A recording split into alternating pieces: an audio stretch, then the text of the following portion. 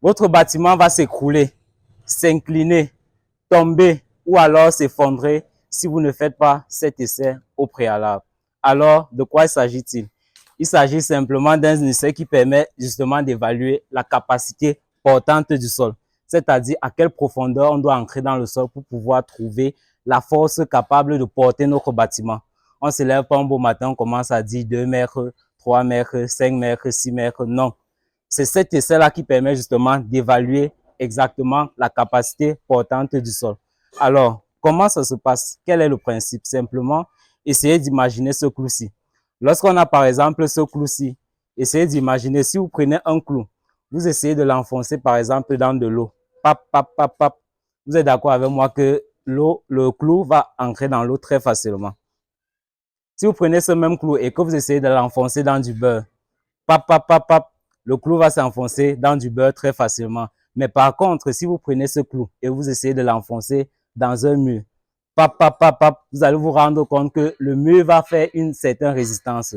Et donc, c'est ce même principe qu'on utilise avec les tiges et le mouton que vous voyez. La tige va en quelque sorte fonctionner comme un clou. C'est-à-dire, lorsque la tige va rencontrer un sol d'une bonne portance, il va en quelque sorte avoir une sorte de résistance, une sorte de frein qui va empêcher donc justement ce clou-là d'entrer dans le sol facilement. Et c'est à ce moment-là qu'on sait qu'on a trouvé un sol de bonne capacité portante. Alors, je sais que ce qui vous intéresse principalement, c'est les prix. Combien est-ce que ça peut coûter concrètement? Un essai comme ça, là, il faut le faire environ sur un essai, d'après les normes, un essai environ sur 75 mètres carrés. Donc, vous pouvez simplement faire la règle de 3 pour savoir à peu près le nombre d'essais que vous aurez à faire dans toute votre construction. Donc, par exemple, dans ce cas présent, nous sommes environ sur 200 mètres carrés. Si vous faites 200 mètres carrés par un essai 75 mètres carrés, ça veut dire que vous devez faire à peu près 3 ou 4 points. La limite, le minimum, d'après la commune, vous devez faire minimum 3 points pour que ça puisse marcher. Donc, vous devez lancer au minimum 3 points pour que la commune valide votre essai. Et c'est cet essai-là qui permet donc justement, comme je disais tantôt, d'évaluer la portance du sol. Donc, lorsque vous avez évalué la portance du sol, lorsque vous savez exactement à combien de mètres il faut aller, le tour est joué. Alors, combien ça coûte, comme je disais tantôt? Le prix varie environ à 125 000, on peut le dire comme ça là. Le prix, normalement, c'est 150 000 pour un point. Mais si vous négociez bien, on peut vous laisser un point à 125 000. Ça veut dire, dans le cas précis, si vous faites 3 points, vous faites simplement la règle de points, la règle de 3, c'est-à-dire, si un point correspond à 75 mètres carrés, 75 mètres carrés correspond à 125 000. Vous pouvez directement faire les calculs, essayer d'évaluer combien va vous coûter votre projet pour évaluer la portance du sol. Dans ce cas précis, ça va tourner environ à peu près. Ici, là, nous sommes à 300 000 exactement. 300 000 pour cet essai-là. Mais si vous faites, si votre surface, si la surface de votre bâtiment est plus importante, dans ce cas, ça sera beaucoup plus cher. Alors, je vous remercie. Je suis Ronel Nopuden, ingénieur en génie civil. Prenez soin de votre santé. Et si vous souhaitez justement avoir des vidéos comme ce style, de plus en plus enrichissant, je vous invite à vous abonner tout simplement. Merci. Bye bye.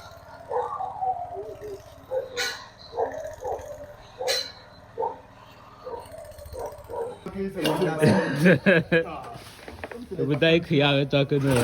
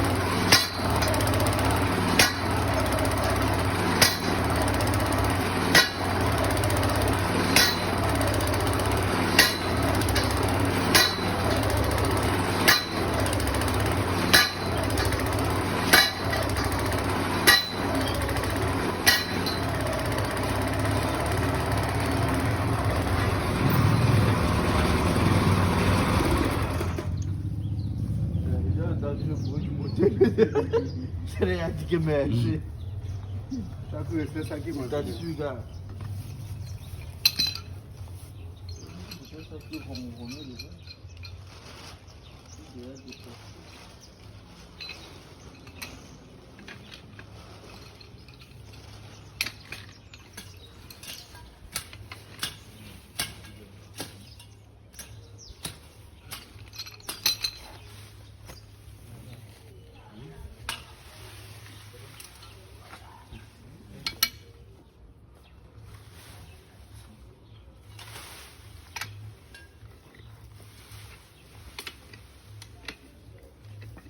okay.